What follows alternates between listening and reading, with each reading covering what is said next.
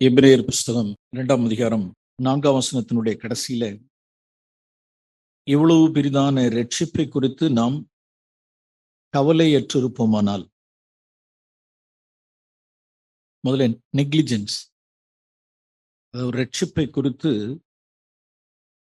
கவலையற்றிருப்போமானால், இரட்சிப்பை குறித்து கவலை இல்லாம இருக்கிறது. தமிழ் மொழிபெயர்ப்பு நல்ல மொழிபெயர்ப்பு தான். பொறுப்பு இல்லாம இருக்கிறது, அக்கறை இல்லாம இருக்கிறது, இரட்சிப்பை குறித்து ஒரு சாதாரணமா இருக்கிறது, புறக்கணிக்கிறது அல்லது அலட்சியப்படுத்துறது, அற்பமா என்றது. முதல்ல ரட்சிப்பினுடைய நம்மளுடைய வீழ்ச்சி முதல்ல எங்க ஸ்டார்ட் ஆகும் அப்படின்னா நெக்லிஜென்ஸ், அதான் லேசா எடுக்கிறது. அதுலதான் முதல்ல ஸ்டார்ட். அதுதான் 2:4 சொல்லப்பட்டிருக்கு. ரட்சிப்பை குறித்து நாம் கவலை இல்லாம இருக்கிறது, சாதாரணமா இருக்கிறது, நிருசாரமா இருக்கிறது ஒண்ணு. அப்படியே எபிரேய ஆக்கியம் இது எப்படி கொண்டு போறாரு பாருங்க. எபிரேயர் புஸ்தகம் 3ஆம் அதிகாரம். இப்படி இருக்கிறவர்களுடைய நிலைமை அடுத்தது என்ன ஆகும் அப்படின்னா 13ஆம் வசனம், 3:13. நாம் நெக்லெக்ட் பண்ணிட்டோம். நம் நெக்லிஜென்ஸ்ங்கிறது அப்புறம் நான் சொல்றேன். எபிரேயர் 2:3 நாம் கொஞ்ச நேரம் என்னன்னு சொல்லுவோம். எப்படி ஸ்டேஜ் பை ஸ்டேஜா போது பாருங்க, ஜாக்கிரதை.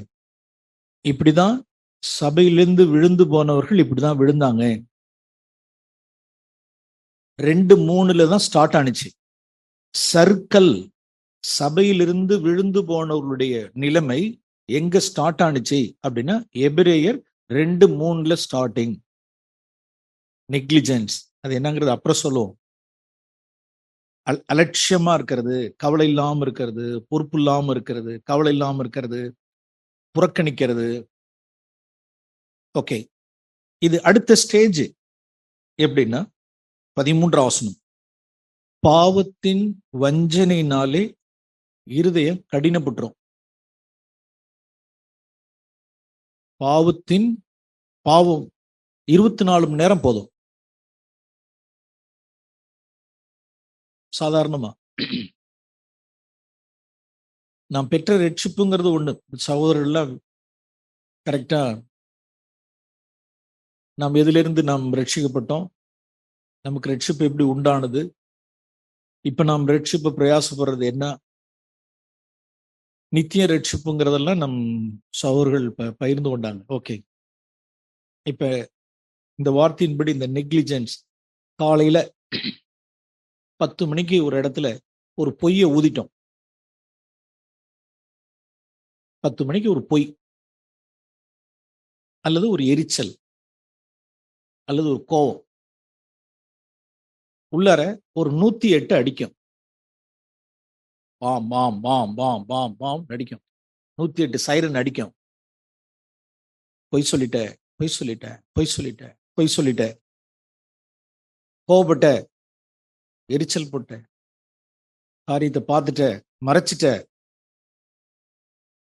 வார்த்தை வித்தியாசமான வார்த்தை, கெட்ட வார்த்தை பேசிட்ட, வாபஸ் வாங்கு, வாபஸ் வாங்கு, ஒத்துக்க, அறிக்கை செய், தாழ்த்திரு, மன்னிப்பு கேட்டுரு, மன்னிப்பு கேட்டுரு, மன்னிப்பு கேட்டுன்னு அலாரம் அடிக்குது, சைரன் அடிக்குது. உள்ளார இருக்கிறதான ரெஃப்ரி விசில் அடிக்கிறார், லாங் விசில் அடிக்கிறார். விசில் அடிச்சு நீ ஃபவுல் பண்ணிட்ட, தப்பு பண்ணிட்ட, சீக்கிரம் சீக்கிரம் சீக்கிரம். நெக்லிஜென்ஸ் அல்ல தட்டு. 24 மணி நேரம் போறோம். சதையா இருந்த இதயம் முற்காலத்தில், நம்மளுடைய இருதயம் முற்காலத்தில் எப்படி இருந்துச்சு அப்படின்னா கல்லா இருந்துச்சு. ரட்சிக்கப்படாத நாட்களுக்கு முன்பாக நம்மளுடைய இருதயம் கல், அதுல ஈரமே கிடையாது, சதை இல்ல, கல், கடினமா இருந்தது, பாறை மாதிரி இருந்துச்சு. ஒரு சொரணையே இருக்காது. மனைவியை அடிச்சாலும் சொரணை இருக்காது, விபச்சாரம் பண்ணாலும் சொரணை இருக்காது, குடிச்சாலும் வெறிச்சாலும் புகைச்சாலும் அடிச்சாலும் திருடினாலும் பித்தலாட்டம் பண்ணாலும் ஒரு சொரணையும் ஒரு வலியும் இருக்காது. அது கடினமான இருதயம். அந்த இருதயம் எங்க போச்சு அப்படின்னா, நாம் ரட்சிக்கப்பட்ட நாளிலே, கர்த்தர் நம்மளை ரட்சித்த நாளிலே, அந்த கல்லான இருதயத்தை தேவன் நம்முடைய மாம்சத்திலிருந்து எடுத்து போட்டார். நம்முடைய பழைய மனுஷன் சிலுவையில் அவரோடு கூட அறையப்பட்டாயிற்று. இப்ப தேவன் நமக்கு சதையான உணர்வுள்ள இருதயத்தை கொடுத்துட்டார். இப்ப அந்த அந்த சதையான இருதயத்தை முடிவு வரையும் காத்துக்கணும். கடைசி வரைக்கும், சாகுற வரைக்கும் அந்த இருதயம் எப்படி இருக்கணும் அப்படின்னா, குழந்தை போல இருக்கணும். குழந்தையில் உள்ளதான அந்த கால் பாதம் இருக்கா இல்லையா, குழந்தையினுடைய கால் பாதத்தை போல இருக்கணும். அவருடைய வருடி விட்டீங்கன்னா கால் என்ன செஞ்சிடும்? துண்டு.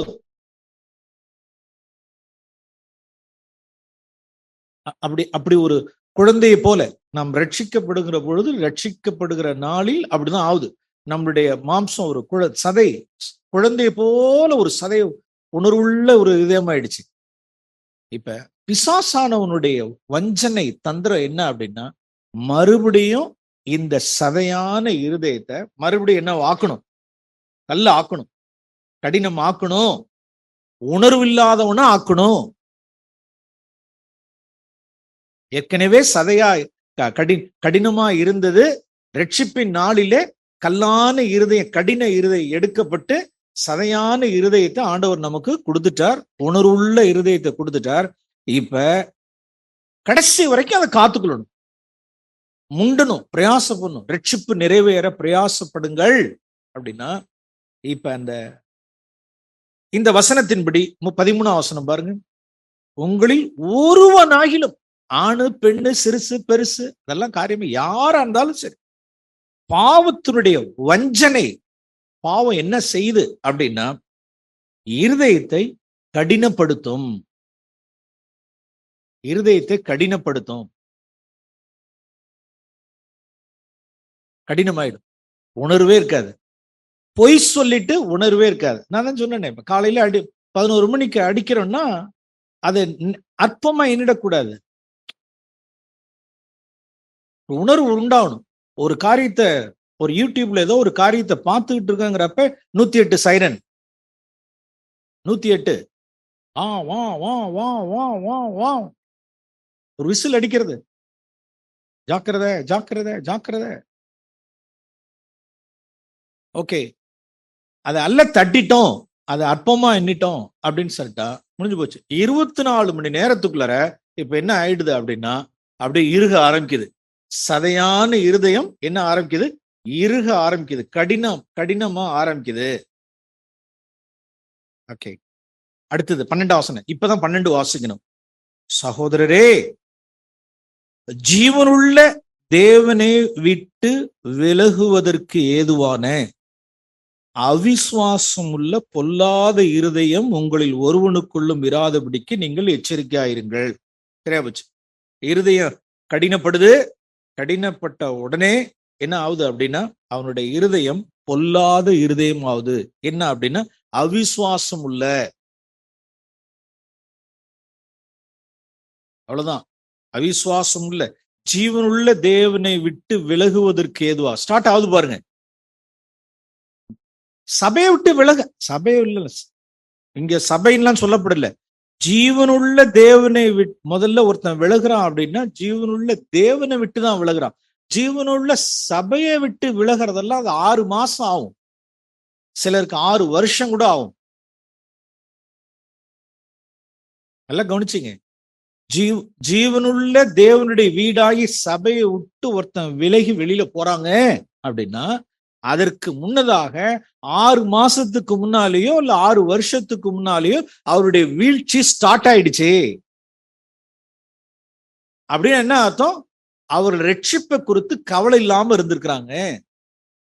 அவர்கள் பாவம் செஞ்ச பொழுதெல்லாம் தன்னுடைய பாவத்தை குறித்து உணர்வு இல்லாமல், அறிக்கை செய்யாமல், ஒப்புரவாகாமல், தேவனுடைய இரத்தத்தால் கழுவப்படாமல், சாக்கு போக்கு சொல்லி சொல்லி சொல்லி சொல்லி இருதயத்தை கடினப்படுத்தி இருதயம் அவிசுவாசப்பட்டு ஜீவனுள்ள தேவனை விட்டு அந்தரங்கத்துல விலக ஆரம்பிச்சிட்டாங்க. வெளியில போய் இன்னும் உழுவுல, அவ்வளவுதான். தேவனை விட்டு விலகியாச்சு. ஜாக்கிரதை, இது அடுத்த ஸ்டேஜே. ஜீவனுள்ள தேவனை விட்டு விலகுவதற்கு ஏதுவான அவிசுவாசம் உள்ள பொல்லாத இருதயம் உண்டாகும். எதனால? பாவத்தின் வஞ்சனையினால் கடினப்பட்டு பண்ண போன மனுஷன். இது 2வது எச்சரிப்பு. எபிரேய ஆக்கியோன் அடுத்த எச்சரிப்பு சொல்றாரு. இவனுடைய அடுத்த நிலைமை என்ன அப்படின்னா, எபிரேயர் புஸ்தகம் 6ஆம் அதிகாரம். ஸ்டார்டிங் எல்லாம் எங்க இருந்து ஆரம்பிச்சிச்சு அப்படின்னா, சும்மா லைட்டா ஆரம்பிச்சது. நெக்லிஜென்ஸ், சாதாரணமா இருக்க ஆரம்பிச்சதுலதான் ஆரம்பிச்சது. எபிரேயர் புஸ்தகம் 6ஆம் அதிகாரம். இவன் இப்ப அடுத்து என்ன செய்ய ஆரம்பிக்கிறான் அப்படின்னா, 4ஆம் வசனம், 4ல இருந்து வாசிப்போம். எபிரேயர் புஸ்தகம் 6ஆம் அதிகாரத்தில் 3வது எச்சரிப்பு. ஒரு தரம் பிரகாசிப்பிக்கப்பட்டும், இருளிலிருந்து ஒளியினிடத்துக்கு வந்து பிரகாசிப்பிக்கப்பட்டு பரம ஈவை, அந்த இரட்சிப்பை, பரிசுத்த ஆவியை, பரம ஈவை, தேவனுடைய ஈவாகிய அந்த இரட்சிப்பை ருசி பார்த்து பரிசுத்த ஆவியை பெற்று திருச்சபையில பல வருஷங்களாய், இவங்க எத்தனை வருஷம் சபையில இருந்தாங்க அப்படின்னா, இவங்க 15 வருஷம் இருந்திருக்காங்கப்பா. இவங்க சபையில 20 வருஷம் இருந்தாங்க. 20 வருஷம் முடிவு பரியந்தெல்லாம் நிலைச்சு நிக்கணும். 20 வருஷங்கிறது என்ன மேன்மை? முடிவு பரியந்தெல்லாம் இருக்கணும். 6 வருஷமா 60 வருஷமா அதான் காரியம். தேவனுடைய நல் வார்த்தையும் இனி வரும் உலகத்தின் பலன்களை எல்லாம் ருசி பார்த்து, அத்தனை சபையில பார்த்து பார்த்து பார்த்து, இந்த சத்தியம் அந்த சத்தியம் அது இது எல்லாம் பார்த்து இச்சு கொட்டி நல்லா புகழ்ந்து பாடி கீர்த்தனம் பண்ணி எல்லாம் பண்ணி இன்னே முடிஞ்சு 6ஆம் வசனம், மறுதலித்து போனவர்கள். அடுத்த ஸ்டேஜ், இவர்கள் என்ன செய்கிறார்கள் அப்படின்னா, தேவனுடைய குமாரனை தாங்களே மறுபடியும் சிலுவையில் அறைந்து அவமானப்படுத்துகிறார்கள். அடுத்த ஸ்டேஜ் பாருங்க. அவ்வளவுதான். மறுதலிக்கிறது, விசுவாசத்தை மறுதலிக்கிறது, சத்தியத்தை மறுதலிக்கிறது, கிறிஸ்துவ மறுதலிக்கிறது. காசுக்காக, பணத்துக்காக சத்தியத்தையும் விசுவாசத்தையும் கிறிஸ்துவையும் சபையும் சகோதரத்துவத்தையும் சகலத்தையும் என்ன செய்யறதுன்னா மறுதலிக்கிறது, டினை பண்றது. டினைங், மறுதலிக்கிறது. இவர்கள் என்ன செய்கிறார்கள்? தேவனுடைய குமாரனை தாங்களே மறுபடியும் 2வது தடவை சிலுவையில் இயேசுவை அறைந்து அவமானப்படுத்துகிறவர்கள். இவர்கள் மனந்திரும்புறதுக்கு ஏதுவாய் அவர்களை மறுபடியும் ஒரு born again எக்ஸ்பீரியன்ஸ், அவர்களை புதுப்பிக்கிறதுங்கிறது கூடாத காரியம். சபையில சில விஷயங்கள் எல்லாம் பார்த்துட்டேன் இந்த வசனத்துக்கு. இது அப்படிதான் நிறைவேறுது. மறுபடியும் அவர்களை புதுப்பிக்கிறதுங்கிறது கூடாத காரியம்.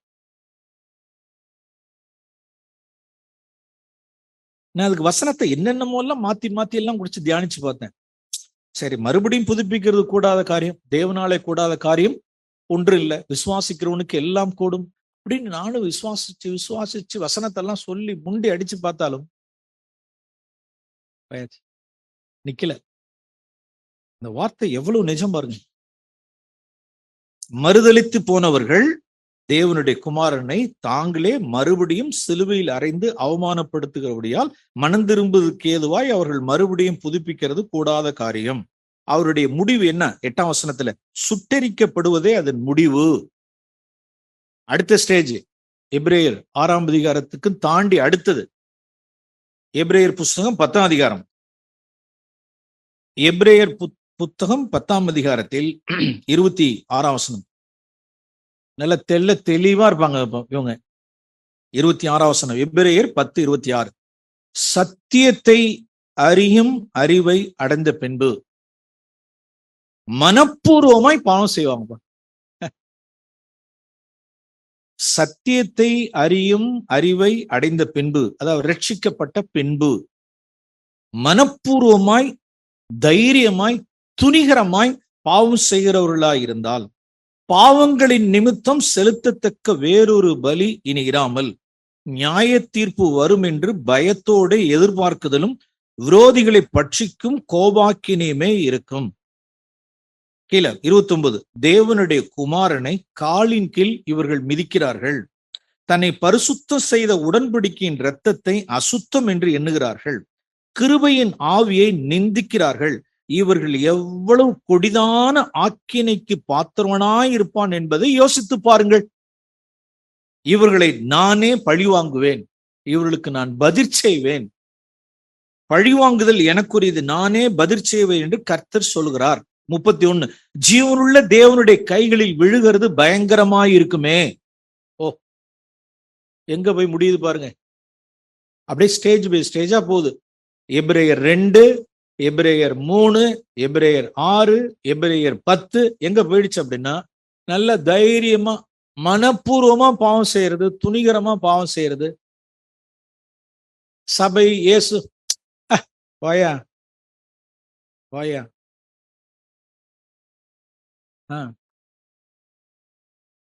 காலின் கீழ் போட்டு மிதிக்கிறது.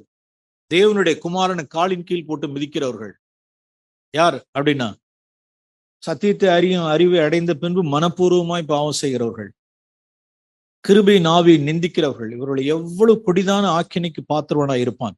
அதுக்குதான் பேதுரு என்ன சொல்றார், எப்பா நீங்க இந்த சத்திய மார்க்கத்தை நீங்க தெரியாமல் இருந்திருக்கலாம் ஐயா, இந்த பக்கம் வராம இருந்திருக்கலாம், நீனு வேற எங்கேயாவது ஒரு குடில்ல போய் நீ உட்கார்ந்து இருந்திருக்கலாம், இந்த குடில்ல நீ உட்கார்ந்து இருக்க கூடாது. நீனு சத்தியம் பிரவாகித்திருக்கிறதான திருச்சபையில, வேத வெளிச்சமா இருக்கிற இடத்துல, பரிசுத்த அக்கினி சியோன்ல இந்த விளையாட்டெல்லாம் விளையாடாத. நீ இந்த சத்திய மார்க்கத்தை நீ உனக்கு தெரியாது இருந்தால் கூட நல்லது. ஏன் கொடிய பாத்திரத்துக்கு நீ ஆக்கினைக்குள்ளாவுற? தேவன் பதில் செய்வார். அதனாலதான் சில பேர் என்ன செய்யறாங்க அப்படின்னா, சில பேர் என்ன சொல்றாங்கன்னா, எதா இருந்தாலும் இந்த சிஎஃப்சில என்ன சொல்றாங்க, வேற சர்ச்சுக்கு போங்க, இது என்ன விளையாட்டா? ஏங்க, உங்களை திருச்சபைக்குள்ள கொண்டு வரணுங்கிறதுக்கு அவர் எவ்வளவு ரத்தம் சிந்திருக்கார், அவ்வளவு எவ்வளவு பாடுபட்டு இருக்கார் உங்களை ரட்சிக்கணுங்கிறதுக்கு. அல்லது திருச்சபை எவ்வளவு பிரயாசப்பட்டிருக்கும், தேவனுடைய ஊழியர்கள் உங்களுக்கு எவ்வளவு பிரயாசப்பட்டு உங்களை நிலைநிறுத்துகிறதுக்கு எவ்வளவு பிரயாசப்படுவாங்க.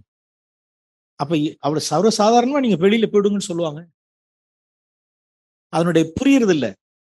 சீரியஸ்னஸ் என்ன அப்படின்னா, ஜாக்கிரத, மறுதலிக்காத, சத்தியத்தை அறிவை அடைந்த பின்பு மனப்பூர்வமா பாவம் செய்யாத, கொடிய ஆக்கினைக்கு உட்பட்டுருவ, தேவன் பதில் செய்வார், ஜீவனுள்ள தேவனுடைய கரத்துல விழாத. இப்படி ஆவறதுக்கு, நீ இப்படி விழுவுறதுக்கு, நீ இந்த சத்திய மார்க்கத்தை நீ அறியாது இருந்தால் நல்லது, நீதியின் மார்க்கத்தை நீ அறியாது இருந்தால் நல்லது. அவ்வளவு சீரியஸான விஷயம். இந்த எச்சரிப்பு எல்லாம் நம்ம வச்சுக்கோம். எபிரேய ஆக்கியோன் இப்படி கொண்டு போறார். ஆனா இவ்வளவு பயங்கரமா எதுல ஸ்டார்ட் ஆகுது சொல்லுங்க? எதுல ஆரம்பிக்குது? எபிரேயர் 2ல. ரட்சிப்பை எப்படி எடுக்கிறது? லேசா எடுக்கிறது, அற்பமா எடுக்கிறது. சால்வேஷன், பாவம், சீரியஸ், பரிசுத்தம், அதெல்லாம் உங்களுக்கு சாதாரணமா.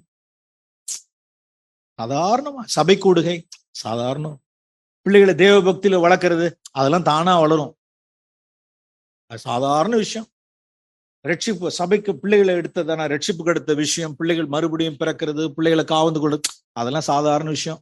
அதெல்லாம் சபையில இருக்காங்க, அதெல்லாம் தானா வளர்ந்துடும். எல்லாம் பைபிள், வேத வாசிப்பு, ஜெபம், கூடுகை, மற்ற காரியங்கள், பணத்துல பண விஷயத்துல உண்மையா இருக்கிறது, பிரயாசப்படுறது, வாங்கின கடனை திரும்ப அடைக்கிறது, ஒருத்தவங்கள்ட்ட ஒப்புரவாகிறது, சரி செய்யறது, மன்னிப்பு கேட்கறது, அதெல்லாம் சாதாரண விஷயம். எல்லாம் சாதாரண விஷயம்.